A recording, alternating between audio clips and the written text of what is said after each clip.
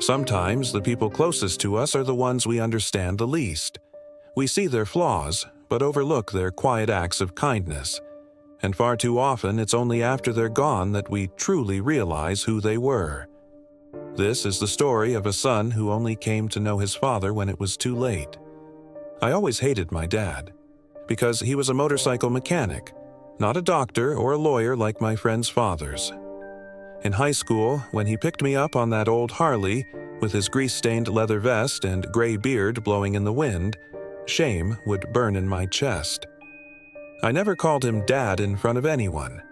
To me, he was just Frank, a wall of distance I built between us. The last time I saw him alive was my college graduation. My friend's parents came in suits and pearl necklaces.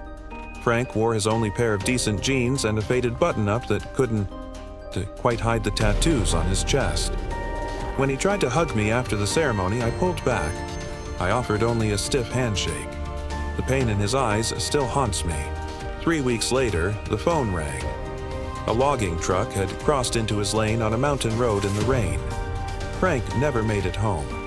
I remember hanging up and feeling nothing, just a hollow emptiness where sorrow should have been. At his funeral, I expected a small gathering, maybe a few bar friends. But the church parking lot was filled with motorcycles, riders from 6 different states. Each one wore a tiny orange ribbon on their jacket. An elderly woman noticed my confusion and whispered, "That was your father's color." Frank always wore an orange scarf, said it made him more visible to God on the road.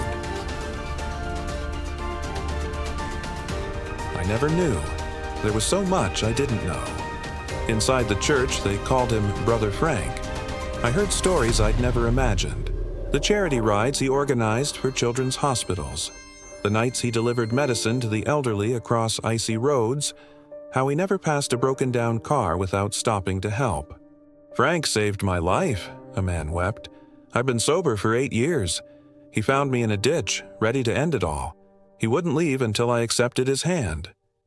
This wasn't the father I thought I knew. Or maybe I had never really known him at all. After the service, a lawyer approached me with an old leather bag. "Frank asked me to give you this if anything ever happened to him," he said. That night, alone in my childhood bedroom, I opened it.